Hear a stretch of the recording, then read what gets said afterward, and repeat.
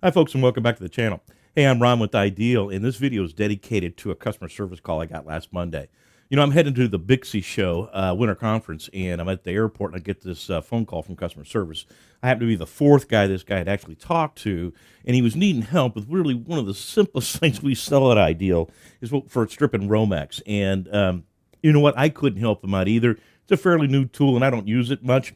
And I really couldn't help him again. I was in between planes and trying to get somewhere. So, you know what, guy? This video is dedicated to you. If you have to be that person, you get hold of me, all right?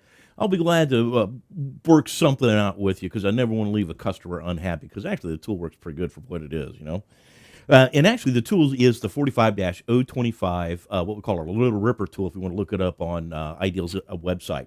You know, if I'm stripping Romex, since I work for Ideal, I'll probably have a pair of these nice reflex stripping tools designed for 14.2 and 12.2 Romex, but those are a little bit more money than some people want to spend. And, you know, we've been selling for years things like these little tools for actually ripping the length of the sheeting on a piece of Romex or NM type cable. And we've sold these again for years and years, and they're fairly inexpensive. So the new version of the inexpensive one is this little plastic one we call the Lil Ripper. And actually, it's a very simple tool, and it does actually 5 different things. And one end of the tool, you'll notice, is kind of a tube-looking thing, and it's got a hook looking out of it, right?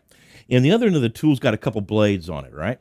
And when we work with things like NM cable, and I have an old piece of, looks like 10, 12.2 here, whatever it is, 10, and I can actually, when I insert this, I want to rip the length of that Romex, make sure that little hook is inside the sheeting when you insert it on this end of the tool, and see how it rips through the length of the wire there. And I can actually now, that hook is cut through that jacketing. I can pull all that jacketing back, and I can actually cut that using the blade on this tool here on the top of the tool. And see how it just kind of cut through that sheeting for us, all right?